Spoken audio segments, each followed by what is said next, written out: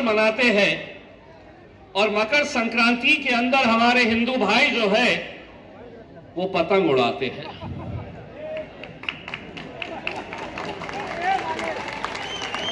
तो उन्होंने कहा कि ये पतंग इनके पास से ले ले, क्योंकि हमारा त्योहार है, हम पतंग उड़ाएंगे 14 को, तो लोगों के जहन में आएगा कि 15 तारीख के दिन भी उड़ाना है।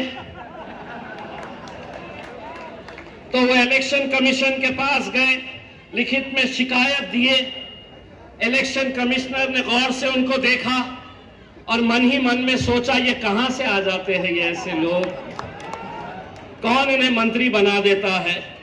मुझसे मीडिया वाले आए और मुझसे मीडिया वालों ने कहा कि वो संजय सिरसाट जो मंत्री है वो कह रहा है कि पतंग तुम्हारी निशानी है, वो तुम्हें मिलनी नहीं चाहिए। तो मैंने कहा कि 1 महीने तक तो घड़ी की तरफ भी नहीं देखने वाला है क्या? किसी पार्टी की निशानी घड़ी है? हर हाथ के ऊपर एक पंजा है, तो तेरा हाथ पंजा काट के रखने वाला है क्या 10 दिन तक? मेरे भाइयों, ये क्यों कर रहे हैं जानते हैं? ये इसको कहते हैं खौफ, डर। डर कहते हैं इसे। डर की वजह से कभी किसी ने तसव्वुर नहीं किया था कि मुंब्रा के अंदर मजलिस इत्तेहादुल मुस्लिमीन इस मुकाम तक पहुंच जाए कि जहां पर हम तो छोड़ो, हमारे घर की छोटी सी बच्ची भी जेजे को ललकार रही है। अब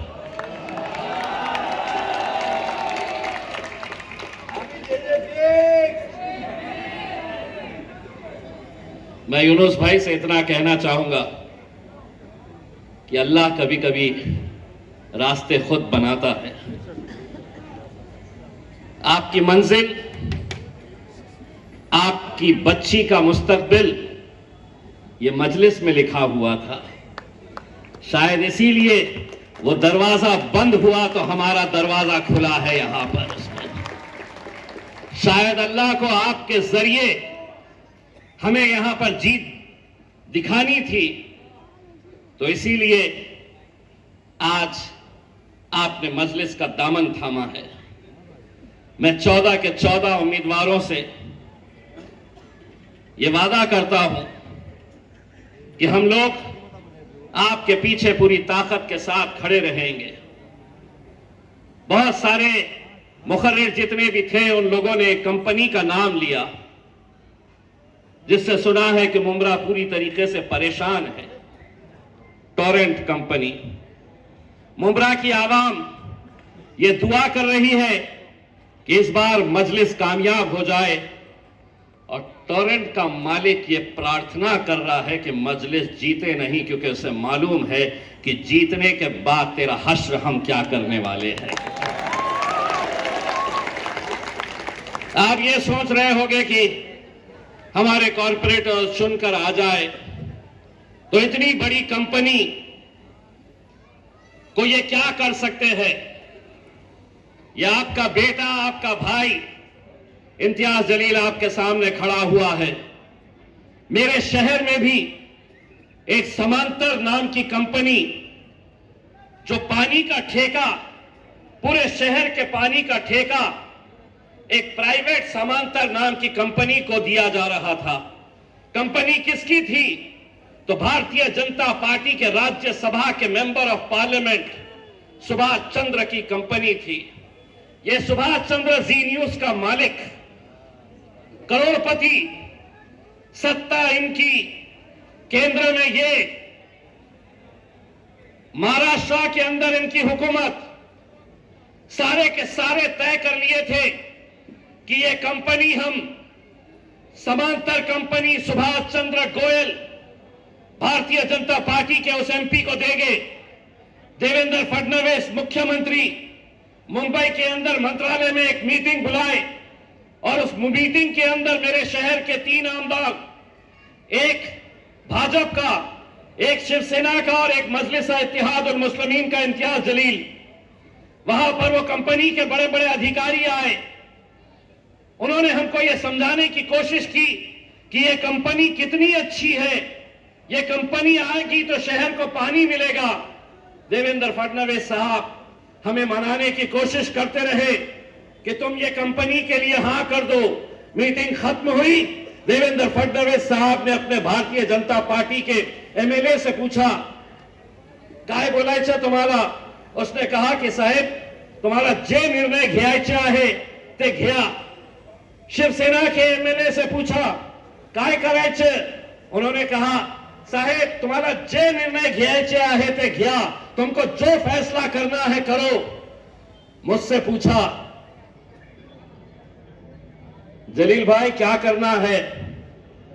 मैंने कहा, सर शहर का हिस्सा, पूरा शहर का जो मेन हिस्सा है मैं उसका आमदार हूं और मैं आपको यहां बोल रहा हूं, 1 इंच भी मैं जमीन मेरे इलाके के अंदर खोदने नहीं दूंगा इस कंपनी को। नतीजा यह हुआ कि पूरी ताकतें जुट गई। 3200 करोड़ रुपए का यह कंपनी का ठेका उस भारतीय जनता पार्टी वाले को दिया जा रहा था। मेरे ऊपर दबाव डाला गया, खरीदने की कोशिश की गई। कई सारे गुंडे मवाली आकर डराते थे और कहते थे कि साहब बहुत बड़ा ये ग्रुप है, आप इनके पीछे मत रहिए, नुकसान होगा।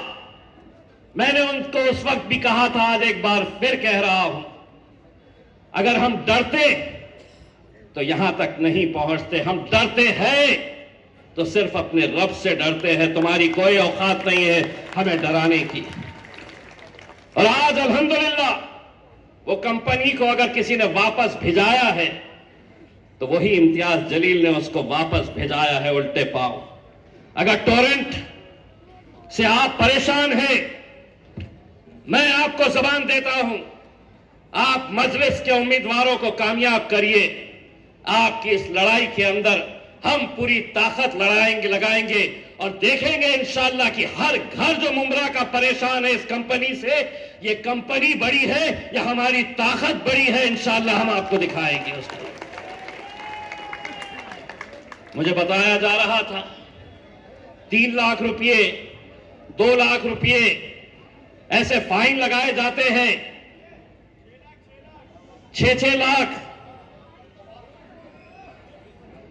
उसको बोल 15 तारीख तक प्रार्थना करते बैठ जाए, क्योंकि अब शेरों की सवारी मुमरा के अंदर आने वाली है। गीदड़ों को हटना पड़ेगा, गीदड़ों को हटना पड़ेगा। तादाद मायने नहीं रखती है। ये समझेंगे कि 14 कॉर्पोरेटर्स अगर पूरे के पूरे आ गए, सुनो, तादाद इसलिए मायने नहीं रखती है कि जिस पार्लियामेंट के अंदर 550 मेंबर ऑफ पार्लियामेंट बैठे हुए हैं, जिसमें बीजेपी वाले, सेना के दोनों, एनसीपी के दोनों, समाजवादी वाले पूरे बैठे हुए हैं, वहां पर अकेला मेरा शेर लड़ता है जिसका नाम बैरिस्टर असदुद्दीन अवैसी है। बहुत ज्यादा तादाद मायने नहीं रखती है। तुम में कितनी ताकत है आंख में आंख मिलाकर बात करने की। इसीलिए अल्हम्दुलिल्लाह जब 5 साल के लिए ये शर्फ मुझे हासिल हुआ, मेरी माओ और बहनों की दुआओं की वजह से, कि असदुद्दीन अवैसी वो 5 साल अकेले नहीं बैठे, उनका ये भाई इम्तियाज जलील भी उनके साथ जाकर बैठा था। और जब मैं गया था ना अम्मा, तो एक पार्लियामेंट के अंदर एक ऐसा आदमी है, टकला है, उसको नरेंद्र मोदी ने फोन करके पूछा, अरे ओ सांबा कितने आदमी है रे? तो उसने कहा 2। वो 2 और तुम इतने सारे? बोले है तो 2, लेकिन 200 पे भारी पड़ेंगे अल्हम्दुलिल्लाह। बहुत तकलीफ होती थी उन्हें, बहुत तकलीफ इस बात की होती थी कि एक शेरवानी से तो परेशान थे ही, दूसरा भी बहुत बोलता है, बहुत तकलीफ होती थी। और अगर हम अपनी तकलीफ को अगर हम नहीं समझेंगे तो कौन समझेगा? इससे बदतर और क्या दिन चाहिए कि आज इस मुल्क के अंदर हमारी बच्चियों का हिजाब एक मुख्यमंत्री अपने हाथ से खींचता है, कोई उसके खिलाफ बोलने के लिए तैयार नहीं। अगर नरेंद्र मोदी अगर यह कहता है कि इस मुल्क के अंदर नारी का हम सम्मान करते हैं और महाराष्ट्र की हुकूमत में ये बैठे देवेंद्र फडणवीस, एकनाथ शिंदे, अजित पवार, हिना मीना डीका अगर ये कहते हैं लाडली बहीण है आमची, ये लाडली बहन, अगर तुम इनका निखाब खींच रहे हैं,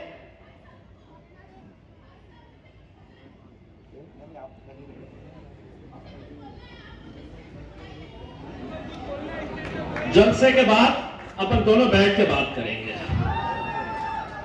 अगर आप ये समझ रहे हैं कि आप हमारी बच्ची का नकाब खींचेंगे, उससे बदतर उत्तर प्रदेश का एक मंत्री भारतीय जनता पार्टी का एक मंत्री बयान देता है कि नकाब तो खींचा है, अगर हाथ इधर उधर चले जाता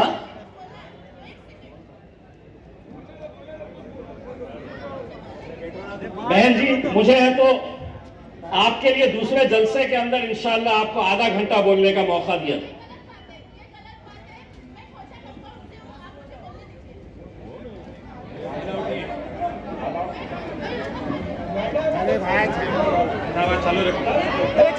चालू करो वो बोलो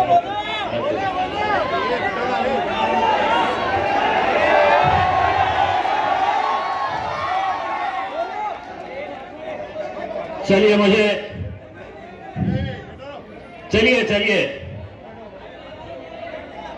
चलिए मेरी तो आप ये समझिए, चलिए आप खामोश होइए, चलिए आप खामोश होइए, आप खामोश रहिए अभी।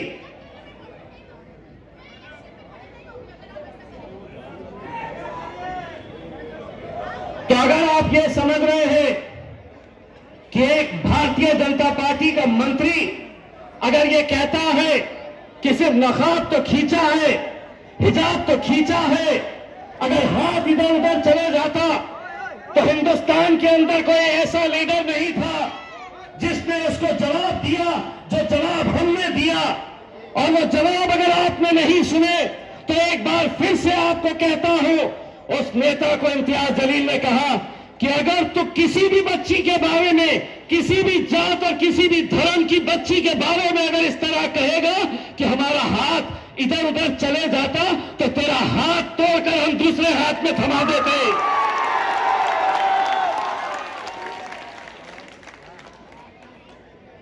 मेरे साथ मैंने जैसे ही 2 दिन पहले जालना के जलसे के अंदर ये बात कही तो दिन भर मीडिया वाले मेरे पास आए और उन्होंने कहा कि आपने एक मंत्री को कहा कि तेरा हाथ तोड़ के दूसरे हाथ में दे देंगे। आपके खिलाफ भाजपा के और शिवसेना के नेताओं ने यह मांग की है कि आपके ऊपर एफआईआर रजिस्टर होना। मैंने उनसे कहा कि अगर तुम मुझे एफआईआर से डरा रहे हैं तो तुम एक बात अच्छी तरह से कान खोल के सुन लो। अगर एफआईआर करना है तो सबसे पहले नीतीश कुमार के ऊपर करो, उसके बाद उत्तर प्रदेश के उस मंत्री के ऊपर करो। इम्तियाज जलील एफआईआर से डरता नहीं है। 16 है, 16 एफआईआर, 16 का 17 हो जाएगा। लेकिन तुम अगर ये समझ रहे हैं कि मैं कोई कांग्रेस का नेता हूं, कोई राष्ट्रवादी का नेता हूं और तुम कुछ भी करेंगे, कुछ भी बोलेंगे और हम खामोशी से सुनेंगे, तो हम नहीं सुनने वाले। बहुत साल हमने सुने हैं, अब हम बोलेंगे। अब हम बोलेंगे और तुम्हारे बाप को भी सुनना पड़ेगा, सुनना पड़ेगा। बोले ना, हम बहुत सुने ना इतने सालों तक, क्या क्या क्या क्या ये नहीं बोलते थे। यही महाराष्ट्र का एक मंत्री है, बहुत बड़ा बिल्डर, लोढ़ा नाम का, कुछ दिन पहले एक बयान देता है कि मुसलमानों, अगर तुम्हें कुरान पढ़ना है, मंत्री, भाजपा का एक मंत्री महाराष्ट्र का, मैं बिहार में था उस वक्त, प्रचार कर रहा था, तो उस वक्त उसने बयान दिया था कि मुसलमानों, अगर तुम्हें कुरान पढ़ना है तो पाकिस्तान चले जाओ। मैंने कहा उसको मालूम था कि मैं बिहार में हूं, वरना वो लोढ़ा के हाथ में लोटा थमाकर ये कहता मैं कि ये मुल्क तेरे बाप की जागीर नहीं है, तेरे बाप की जागीर नहीं है कि उठे सुटे कोई भी आएगा और कोई भी हमसे ये कहेगा कि यहां चले जाओ, वहां चले जाओ। अरे ये मुल्क जितना नरेंद्र मोदी का है, उतना ही इम्तियाज जलील का है, उतना ही मुंब्रा के एक एक नौजवान का, एक एक बुजुर्ग का, एक एक मेरी मां बहनों का ये मुल्क है।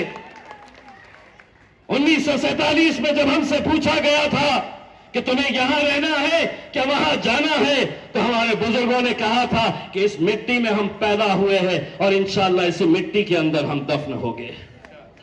लेकिन आज हर रोज हमें निशाना बनाया जा रहा है। वोटिंग के वक्त, इलेक्शन के वक्त ऐसी महफिलें खूब सजाई जाती है, बड़े बड़े नेता आते हैं, मुसलमानों से फिर कटोरा उठाकर भीख मांगते हैं। और कौम भी हमारी कितनी भोली है, बहुत भोली है। उनके बहकावे में आते हैं, अपनी क़यादत को खत्म कर देते हैं। अरे आज मैं आपको ये यकीन दिलाकर जाता हूं, इस बार आप लोग कॉर्पोरेटर मजलिस के जिताइए, इंशाअल्लाह आप देखिए आगे का आमदार एमएलए भी मुंब्रा से हमारे मजलिस इत्तेहादुल मुस्लिमीन का होगा। शुरुआत करो तो सही मेरे भाई, एक बार एक ताकत बनकर खड़े तो रहो, देखो तो सही अपनी क़यादत खड़े करने का कैसा मजा आता है। कोई सोचता नहीं था कि शिवसेना के गढ़ में, औरंगाबाद जैसे इलाके में कभी कोई मजलिस का एमएलए चुनकर आ सकता है, कोई एमपी चुनकर आ सकता है। कैसे आ गया, कैसे मुमकिन हुआ? इसलिए मुमकिन हुआ कि हम एक ताकत बनकर खड़े रहे, एक ताकत बनकर खड़े रहे, इसलिए आज वहां पर यह मुमकिन हुआ। हम एमएलए एमपी जिता सकते हैं, कॉर्पोरेटर तो बहुत छोटी सी चीज है मेरे भाई, लेकिन अगर शुरुआत हुई, आप यकीन मानिए इनके अंदर डर उसी वक्त होगा जब आप इनको यह पैगाम देंगे कि अब ये कौम तुम्हारे पास से हट रही है। वो नेताओं को सर पर चढ़ाएंगे इस खौफ से कि हमारी सत्ता चले जाएगी, तो इनके ऊपर उन्हें भी कार्रवाई करने के ऊपर मजबूर हो जाएंगे। अगर आप लोग साथ दें मेरे भाई, यकीनन इतने सालों की मेहनत मजलिस इत्तेहादुल मुस्लिमीन ने की है। आज मुझे फख्र है, जिस जमात के बारे में कहा जाता था यह हैदराबाद की एक जमात है, हैदराबाद के आगे इनका कोई कुछ नहीं, ये एक एमपी चुनकर आता है, जिंदगी भर एक ही रहेगा। नहीं, हमने अज़्म किए थे तो एक के 2 एमपी हो गए। आज बिहार के अंदर 5-5 एमएलए चुनकर लेकर आए हैं।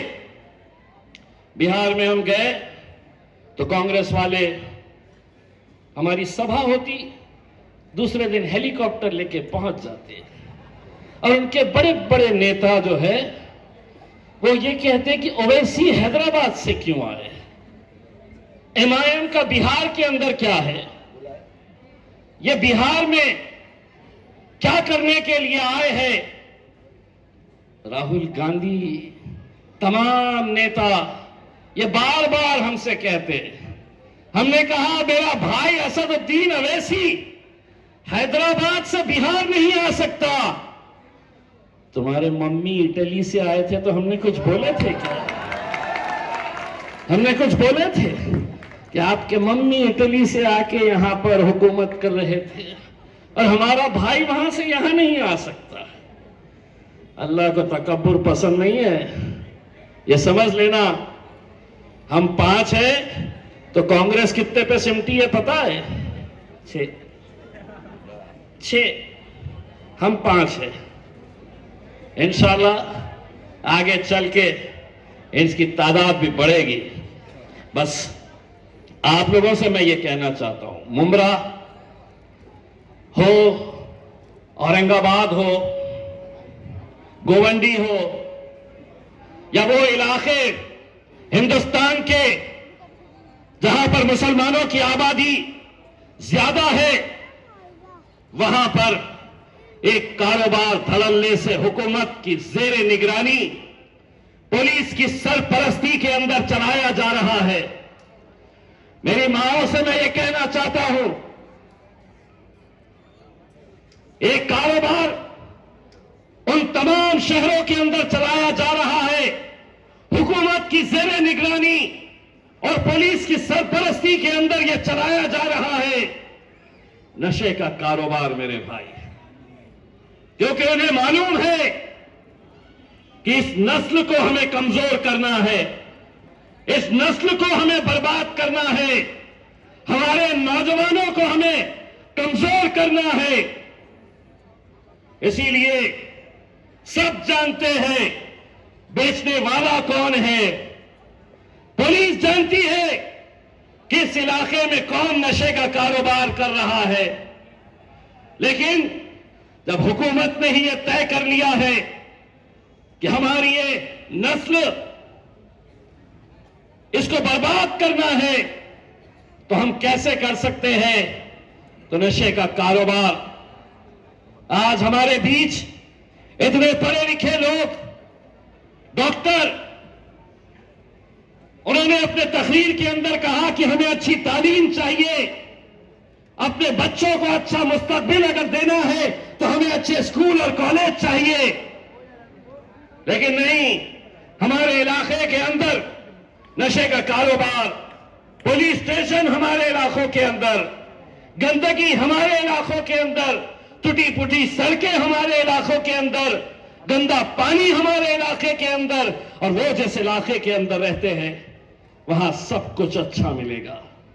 एक शहर के अंदर 2 शहर बसते हैं, एक वो शहर जहां पर वो रहते हैं सब कुछ अच्छा लगेगा, एक वो शहर जहां पर आप और हम रहते हैं जहां पर कुछ भी अच्छा नजर नहीं आएगा। मेरे भाइयों, मैं आप लोगों से सिर्फ इतनी अदबन गुजारिश करने के लिए आया हूं कि ये इलेक्शन मुंब्रा के मुस्तकबिल को बदल सकता है, मुंब्रा की सियासत को बदल सकता है। बस आप लोगों का हमें साथ चाहिए। आज हम जिस मरहले के ऊपर खड़े हुए हैं, मैं रास्ते से जब सैफ भाई की मोटरसाइकिल के ऊपर बैठ के आ रहा था तो बहुत सारे मुसलमान लीडरों के अलग अलग राजनीतिक पार्टियों के पोस्टर देख रहा था। उसके ऊपर हमारे मुसलमान नेताओं के नाम, उनकी तस्वीरें देख रहा था। हमारा हाल तो ऐसा हो गया है कि बच के हम किधर जाए इस सियासी जंगल से। सुनिए, बच के हम किधर जाए इस सियासी जंगल से। एक तरफ है दरिंदा और दूसरी तरफ शिकारी है। हम कहां जाए? हमारे सामने है, हमारी कुर्सी हमारे सामने है, लेकिन सभी लोग जानते हैं, सभी सियासी पार्टियां जानते हैं इस कुर्सी की कीमत क्या है। अगर कोई नहीं जानता है तो मेरी भोली भाली आवाम नहीं जानती। जो इलेक्शन आया तो कोई तुतारी के पीछे भाग गया, कोई घड़ी के पीछे चला गया, कोई पंजा पकड़ लिया। अब तो मुसलमानों को मैं भारतीय जनता पार्टी के साथ भी देखता हूं। इससे बढ़कर और क्या चाहिए मेरे भाई? मुसलमानों, मैं तुम्हारी गैरत को ललकारने के लिए आया हूं। गुस्ताख नबी मोहम्मद मुस्तफा सल्लल्लाहु अलैहि वसल्लम के खिलाफ गुस्ताखी करने वाला वो इसी महाराष्ट्र के अंदर, और यहां का मुख्यमंत्री, उप मुख्यमंत्री अजीत पवार ये उसकी तायीद करते हैं, उसका समर्थन करते हैं, और हमारे मुसलमान उनके साथ खड़े हैं। रात में जब ये बोतल खोलकर बैठते होगे तो सोचते होगे कि जान से भी अजीज हमारी शिनाख्त, हमारी पहचान, हमारा वजूद जिसकी वजह से है, हम उस गुस्ताख रसूल की तायीद कर रहे हैं, लेकिन उसके बावजूद भी मुसलमान हमारे साथ खड़ा है, हमारे पीछे खड़ा है। इससे बढ़कर और क्या शर्म की बात हो सकती है मेरे भाई? आप लोग जब तक आपकी अपनी क़यादत को नहीं खड़े करेंगे, आपके मसलों का हल नहीं होने वाला है। ये आप अच्छी तरह से समझ लें। हम लोग बट रहे हैं, बिक रहे हैं, बिखर रहे हैं। इसी वजह से आज पूरे मुल्क से हमारी क़यादत खत्म हो गई। इकलौता एक मुस्लिम एमपी था महाराष्ट्र से, इकलौता एक, यही इम्तियाज जलील आपके सामने। लेकिन पूरी की पूरी सियासी पार्टियां एक साथ मिलकर आ गई थी कि इसे हराना है। पार्टियों ने तो नहीं हराए, लेकिन हमारे कौम के दलाल जो औरंगाबाद में थे, वही दलाल यहां पर भी है नहीं है? यही लोग इलेक्शन के वक्त इस कौम का सौदा करते हैं। धंधा किया जाता है आप लोगों का, पैसा लाओ। ये समझ रहे थे कि हम हार जाएंगे तो हम खत्म हो जाएंगे। अरे हम तो आज महाराष्ट्र के किसी भी इलाके के अंदर नरेंद्र मोदी को चुनौती देते हैं कि मोदी जी, भाई और बहनों, जितनी पब्लिक मजलिस के जलसे में आती है, हम तो मजलिस के छोटे से सिपाही हैं। कुछ दिनों के बाद इंशाअल्लाह असदुद्दीन अवैसी, अकबरुद्दीन अवैसी भी मुंब्रा आने वाले हैं मेरे।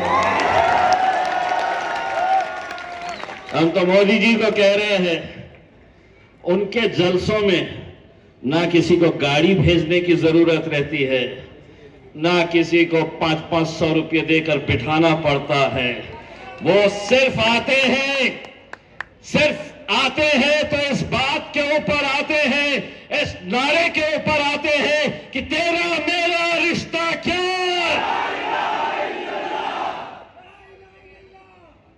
क्यों?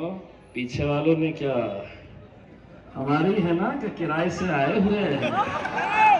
हाथ उठाने में बड़ी तकलीफ हो रही है। कैमरे घुमाओ, पीछे दिखाओ उनको। तेरा मेरा रिश्ता क्या? तेरा मेरा रिश्ता क्या? अरे उनको भी देखने दीजिए। आप भी एक बार, अब डरना नहीं है। बहुत सालों तक ये डराए हैं, अब हम बोलेंगे और इनके बाप को भी सुनना पड़ेगा। तेरा मेरा रिश्ता क्या? तेरा मेरा रिश्ता क्या? इंशाअल्लाह 16 तारीख के दिन सिर्फ मुंब्रा जश्न नहीं मनाएगा, इंशाअल्लाह पूरा हिंदुस्तान आपकी जीत का जश्न मनाएगा। मेरे बहुत बहुत शुक्रिया।